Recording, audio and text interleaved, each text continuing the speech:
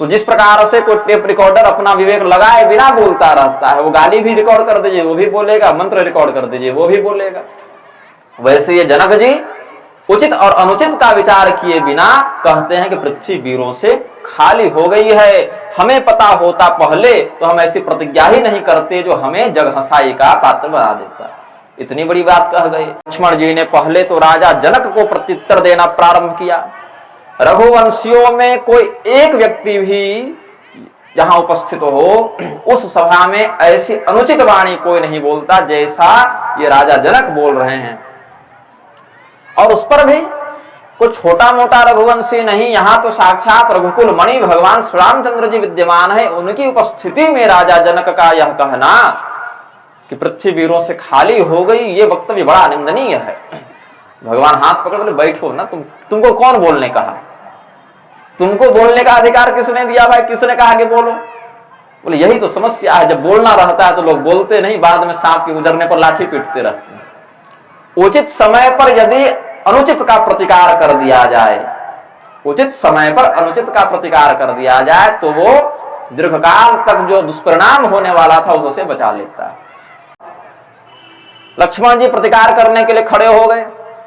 भगवान ने इशारा किया बैठ जाओ भाई। बोले नहीं, अभी नहीं बैठूंगा, अभी मैं बैठा तो फिर ये शुरू हो जाएंगे। अब इनको इस बात का बोध कराना आवश्यक है कि इनकी चिंता, इनकी शंका निराधार है, क्योंकि जगदाधार यहां उपस्थित है।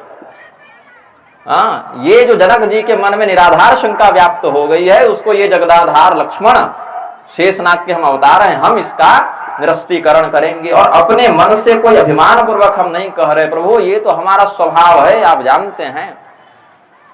जिस प्रकार से कोई बच्चा खेल खेल में गेंद को उठा लेता है, वैसे यदि आप हमें अनुमति दें तो इस ब्रह्मांड को हम उठा लें।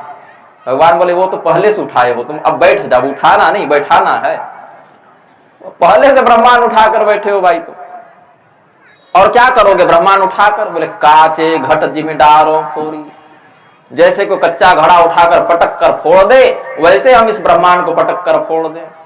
बोले यहां उछल कूद कर लो, जहां शेषनाग के रूप में वहां हिलना मत, वरना सब व्यवस्था इधर उधर कर दोगे तुम।